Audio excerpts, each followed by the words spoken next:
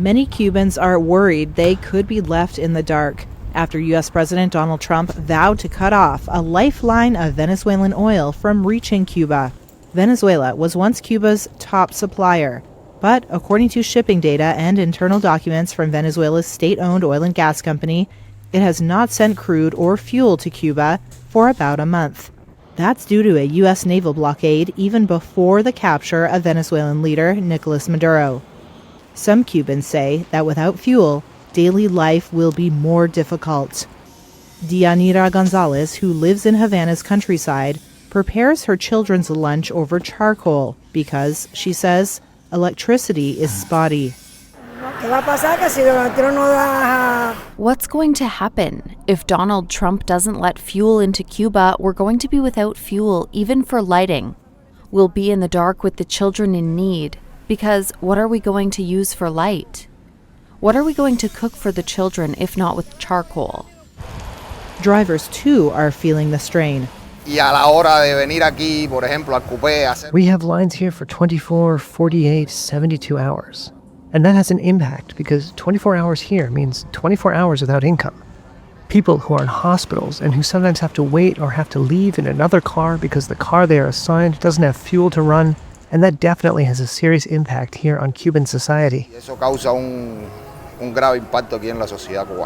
Tensions are rapidly escalating between the U.S. and Cuba.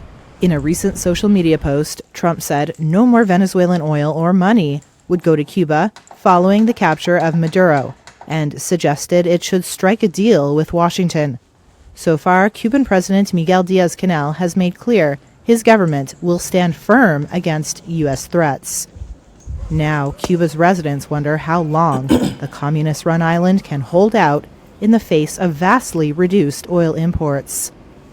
There is no public information about how much oil Cuba may be holding in reserve. It is also unclear whether Cuba's political allies would be willing to risk Trump's ire to help bail out Cuba.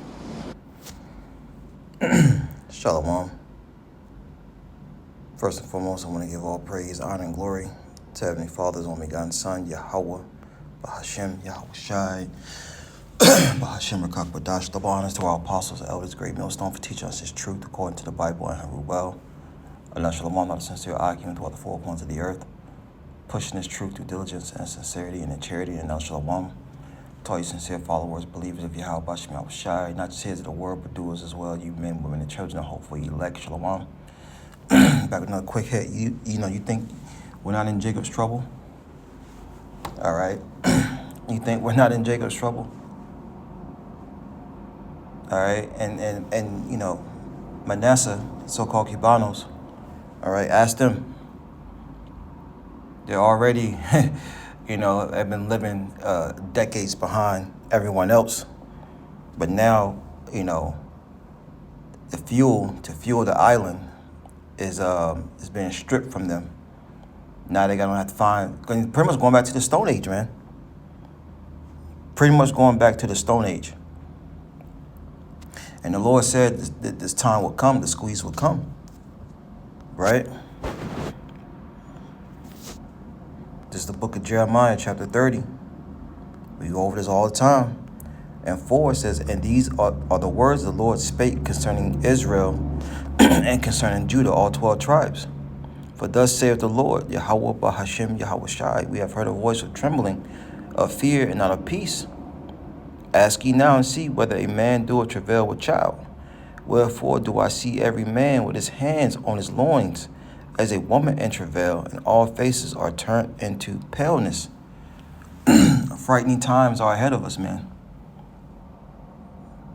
We can't express it enough. We can't bring out the scriptures enough. Our people are just gonna have to go through it. Okay? Our people are gonna have to go through it, man. And Matthew 24 tells you the time that's coming is not gonna be a time like it.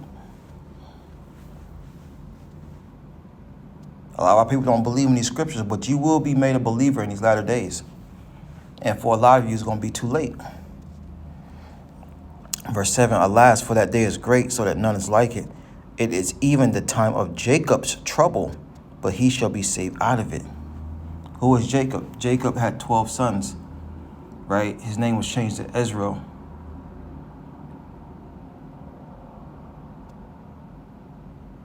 Okay, Reuben,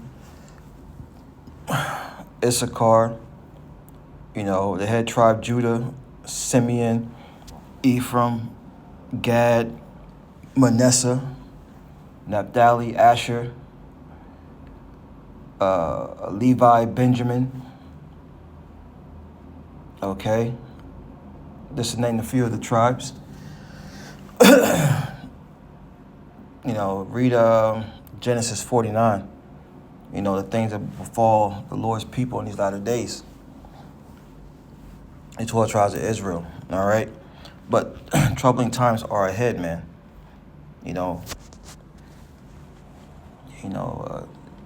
Women wondering how they're going to feed their children. You got to, once again, going back to the Stone Ages, man. And you're using coal to heat up food, cook food, all right? And when things hit here in America, because America is luxury everywhere. You see how she's living?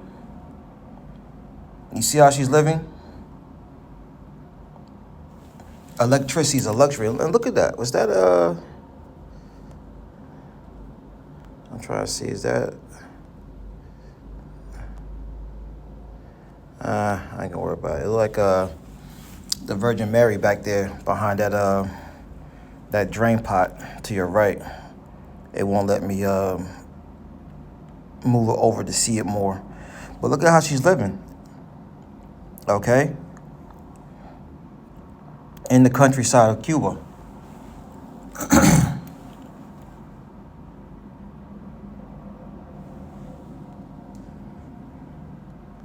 That's why when it hits America, man, it's gonna be crazy, man.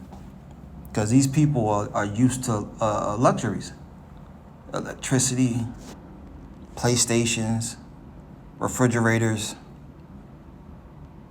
music, entertainment. The list goes on and on.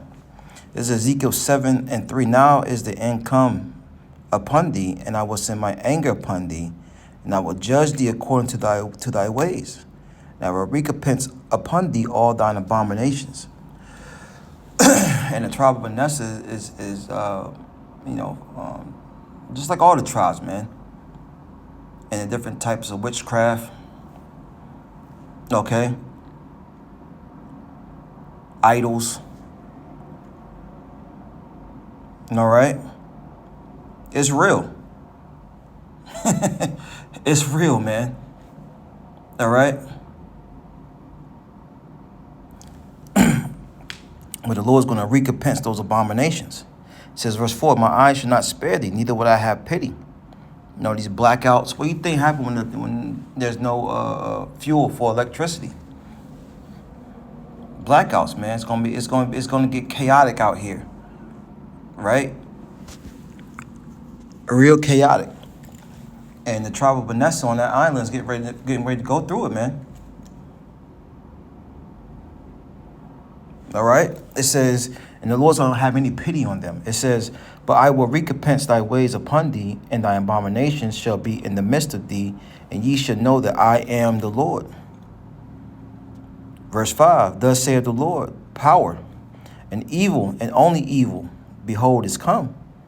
An end is come, the end is come. It watcheth for thee, behold, it come. And, the only good thing you can say about not having fuel or, having electricity, they're on an island, man. They don't have to deal with the harsh winters. Okay? Well, outside of that, everything else is tragic, man. And once again, the importance of seeking Yahweh B'Shem Yahushai in these latter times, man. It is an everyday process. Everyday process, man. A new battle every day.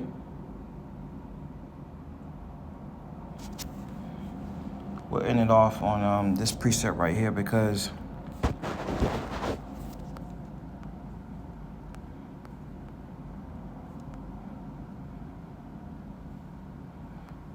there's that.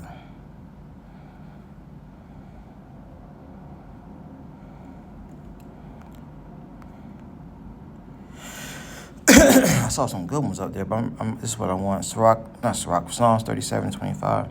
I have been young and now old, yet I have not seen the righteous forsaken. All right, so those that are turning back to the Lord, seeking him his way. Deuteronomy 10 comes to mind. O Israel, what doeth the Lord thy God require thee, but to fear thee and keep his ways? What if we paraphrasing? Right? Ecclesiastes 2, right? Sirach 2 comes to mind. That whole chapter. All right. So the Psalms 37:25. I've been young and now I'm old, yet have I not seen the righteous forsaken, nor a seed begging bread. All right. It's King David speaking. So you got to keep that in mind. You know, you turning back to the Lord, doing the best you can do. Yeah, you may be in a blackout, but the Lord's going to take care of you. You're going to have what you need.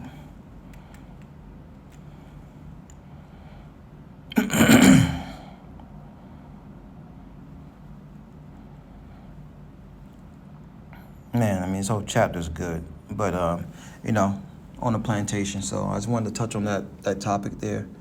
You know, Lord willing, that's edifying. Till next time, I say shalom.